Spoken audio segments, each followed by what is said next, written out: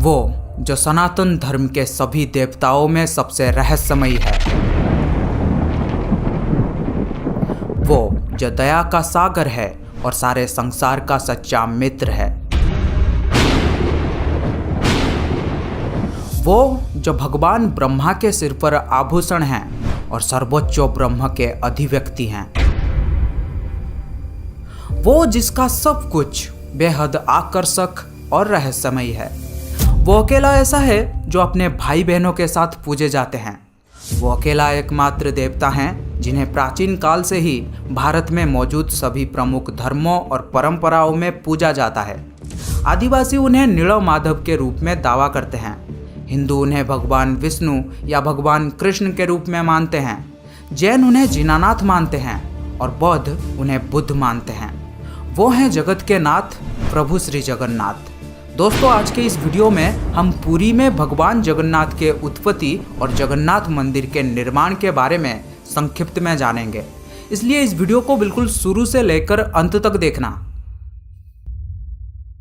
कहा जाता है कि सतयुग में इंद्रद्युम्न नाम के एक वैष्णव राजा रहते थे, जिनकी राजधानी अवंती से मालवा तक फैला हुआ था, जो वर्तमान का आंध्र प्रदेश और राजस्थान है। वे भगवान विष्णु के भक्त होने के कारण हमेशा उनके एक झलक पाने के लिए उत्सुक रहते थे। एक दिन एक यात्रा करने वाले भिक्षु उनके महल में आ पहुंचे और उड्रो देश यानी ओडिशा के बारे में बताते हुए कहा कि विश्ववासु नाम का एक सबर सरदार एक गुप्त गुफा में नीलम माधव के रूप में भगवान विष्णु की पूजा करते हैं। वे इसके बारे में सटीक स्थान या अधिक जानकारी नहीं दे सके, परंतु राजा इंद्रद्युम्न भगवान विष्णु को देखने के लिए बेचैन हो गए और उड्रो देश का पता लगाने और विश्ववासु को खोजने के उत्सुकता में महल के मुख्य पुजारी के भाई विद्यापति को आदेश दिया कि वे नीलम माधव की खोज करें। विद्यापति, जो पहले ही कई देश भ्रमण कर चुके थे, उन्होंने राजा के आदेश अनुसार उड्रो देश की तलाश में निकल पड़े। बड़े ही लंबी यात्रा के बाद विद्यापति उड्रो देश में पहुंचे। वहां वे सबर सरदार विश्ववासु से मिले और अपनी पहचान और उद्देश्य को छुपाते हुए उससे दोस्ती कर ली। वहां रहते हुए उनकी मुलाकात विश्ववासु की सुंदर युवा बेटी ललिता से हुआ। जल्दी उन्हें प्यार हो गया और उन्होंने गुपचुप तरीके से शादी कर ली। इसके बाद विद्यापति कुछ देर अपने ससुराल में रहे। अपने ससुराल में रहते हुए विद्यापति ने देखा कि विश्ववासु आधी रात को बाहर जा रहे थे और अगले दिन लौट रहे थे और उनके शरीर से चंदन और कस्तूरी की मीठी सुगंध निकल रही थी। विद्यापति ने जब ललिता से इनके बारे में पूछा तो वे पहले तो टाल गई, लेकिन कुछ देर बाद उसने अपने पिता के निर्देशों के खिलाफ खुलासा किया कि उसके पिता नीलम माधव की पूजा करने के लिए जंगल में एक गुफा में जाते हैं। विद्यापति इसी जानकारी की तलाश में थे और उन्हें ये जानकर बहुत खुशी हुई। वे गुफा का स्थान जानने के लिए उत्सुक हो गए ताकि वे इसके बारे में राजा इंद्रद्युम्न को बता सके। फिर उन्होंने ललिता से लगातार अनुरोध किया कि वे नीलम माधव को दिखाने के लिए गुफा में अपनी यात्रा का व्यवस्था करें। पहले तो ललिता ने यह कहते हुए मना कर दिया कि यह असंभव है, क्योंकि उसके पिता कभी सहमत नहीं होंगे। हालांकि कई शुरुआती झिझक के बाद उसने आखिरकार अपने पिता से बात की, जो अपनी बेटी की अनुरोध को मानते हुए अनिच्छा से सहमत हुए। यह निश्चित किया गया कि विद्यापति विश्ववासु के साथ आंखों पर पट्टी बांधकर गुफा में जाएंगे और नीलम माधव को देखने के बाद भी उसी तरह लौट आएंगे। चतुर विद्यापति ने इस अवसर का लाभ उठाया और गुप्त गुफा तक पहुंचने के रास्ते को याद रखने के लिए चुपचाप अपने लंगोट के एक कोने पर कुछ सरसों के दाने बांध दिया और उन्हें जाने दिया। जैसे ही वे गुफा के रास्ते आगे बढ़े, वैसे वैसे उन्होंने सरसों के दाने गिराते गए। वहां पहुंचकर विद्यापति ने जब नीलम माधव को देखा तब उनकी आंखें खुशी से चमक उठी। उनका लक्ष्य और उद्देश्य पूरा हो गया था। नीलम माधव की आराधना में थोड़ी समय लगाकर वे लौट गए। कुछ दिन बाद ललिता को विदा करते हुए और उसे अपने घर ले जाने के लिए जल्द ही वापस आने का वादा करते हुए विद्यापति अवंती वापस लौट गए और इंद्रद्युम्न को अपने निष्कर्ष बताए, जो उत्सुकता से इसकी प्रतीक्षा कर रहे थे। इंद्रद्युम्न ने कोई समय नहीं गवाया और हमेशा के लिए भगवान विष्णु की पूजा करने के अपनी लंबी इच्छा को पूरा करने के लिए नीलमाधव को अपने राज्य में लाने का फैसला किया। उसने अपनी सेना के साथ उड्र देश पर आक्रमण करने के लिए आवश्यक तैयारी की। इंद्रद्युम्न ने उड्र देश पर आक्रमण किया और विश्ववासु को कैद कर लिया, जिन्हें विद्यापति के दुष्ट चालाकी के बारे में पता चला। उन्होंने विश्ववासु को नीलमाधव को दिखाने के लिए गुफा में ले जाने के लिए कहा, जिसे विश्ववासु ने साफ इनकार कर दिया। इसी बीच बारिश का मौसम शुरू हो गया था और विद्यापति द्वारा छिड़के गए सरसों के बीज गुफा के रास्ते में सुनहरे पीले फूल दे रहे थे। फूलों के राह पर चलकर इंद्रद्युम्न को गुफा तक पहुंचने में कोई कठिनाई नहीं हुई, लेकिन जब वे वहां पहुंचे तब नीलमाधव अंतर्ध्यान हो चुके थे। राजा निराश हो गए और गुस्से में पूरे उड्र देश को घेरने का फैसला किया।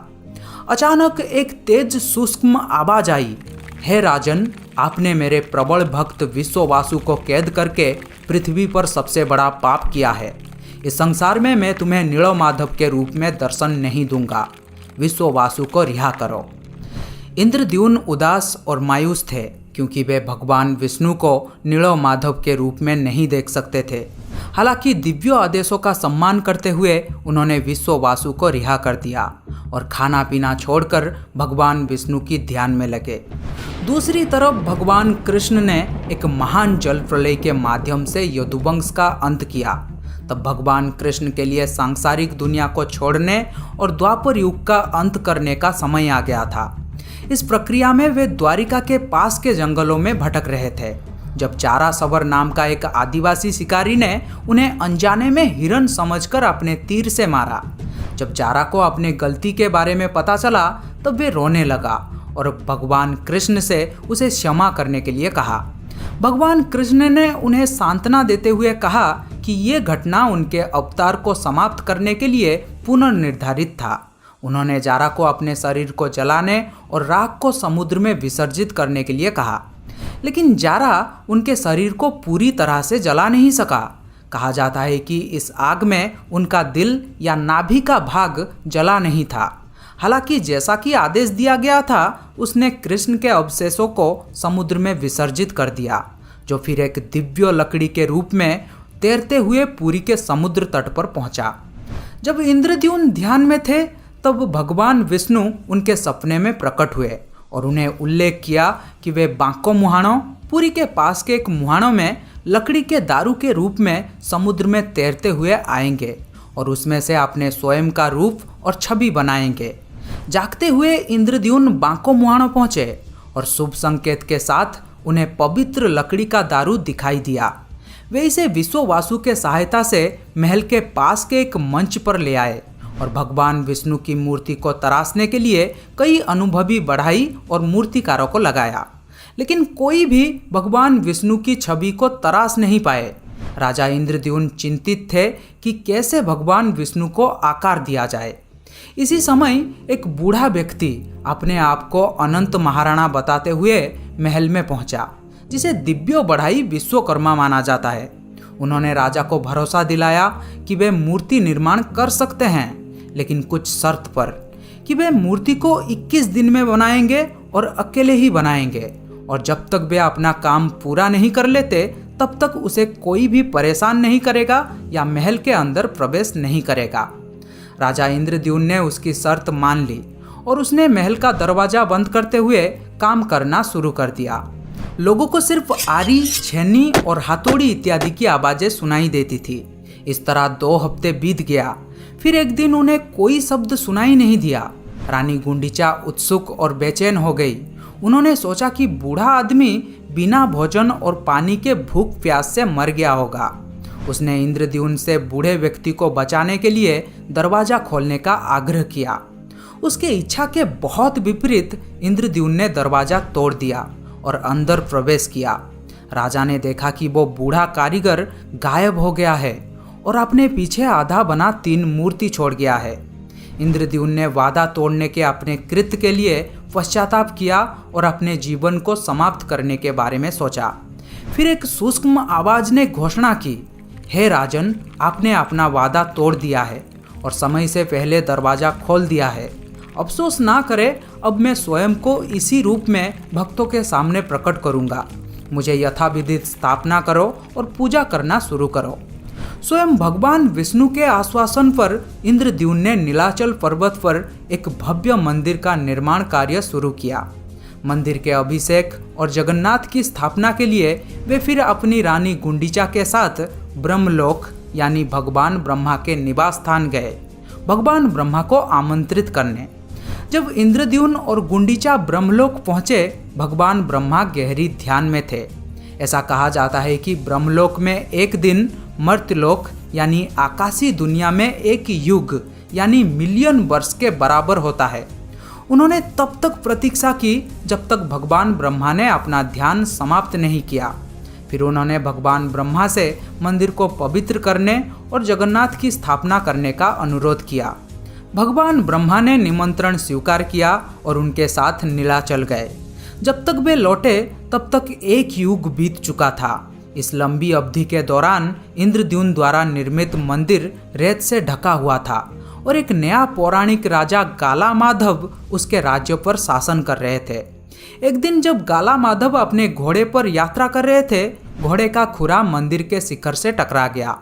उसने उस जगह की खुदाई की और मंदिर का पुनरुद्धार किया।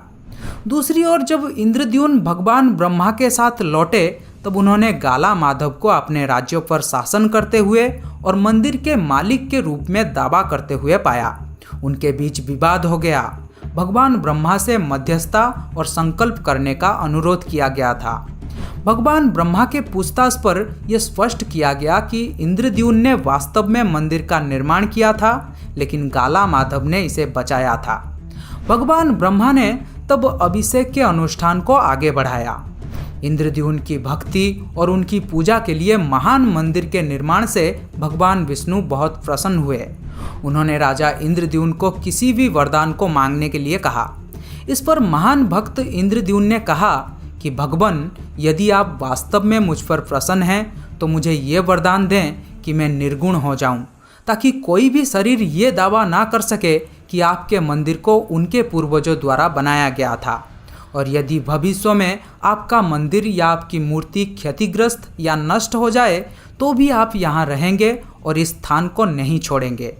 राजा के प्रार्थना के अनुसार विष्णु ने उन्हें वरदान दिया, लेकिन रानी गुंडीचा जो वहाँ मौजूद थी और सभी को सुन रही थी, प्रार्थना के पहले भाग को सहन नहीं कर सकी, क्योंकि कोई भी महिला निर्विकार नहीं रहना चाहेगी। वे स्वाभाविक रूप से आहत और दुखी थी, जिसे भगवान विष्णु समझ सकते थे। भगवान विष्णु ने उन्हें ये कहते हुए सांत्वना दिया कि वे उनके घर में पैदा हुए हैं, वे उनके बेटे समान हैं और वे उनके माँ समान हैं। वे उसे कभी मना नहीं कर सकते। हर साल रथ यात्रा के दौरान वे उनके पास 9 दिन तक आकर रुकते थे और उनके द्वारा बनाए गए स्वादिष्ट भोजन को खाते थे। इसलिए रथ यात्रा के दौरान जगन्नाथ बलभद्र, सुभद्रा और सुदर्शन चक्र के साथ गुंडीचा मंदिर जाते हैं और वहाँ 9 दिन बिताते हैं। दोस्तों, रानी गुंडीचा जो देवों की नहीं है कि यशोदा भी नहीं है, बस उस कान्हा ने उनसे वादा किया था, इसलिए हर साल अपना वादा पूरा करने आ जाते हैं। ऐसे हैं भगवान जगन्नाथ, जो अपनी भक्तों की देखभाल के लिए बिना पलकों के अपनी आंखें हमेशा खुली रखते हैं। उनके बारे में हम फिर कभी बात करेंगे। आज के लिए बस इतना ही। ये वीडियो आपको कैसा लगा कमेंट बॉक्स में ज़रूर बताना और इस वीडियो को लाइक करें, अपने दोस्तों के साथ शेयर करें और इस चैनल को सब्सक्राइब कर लें ऐसे ही वीडियो और भी देखने के लिए। Thank you.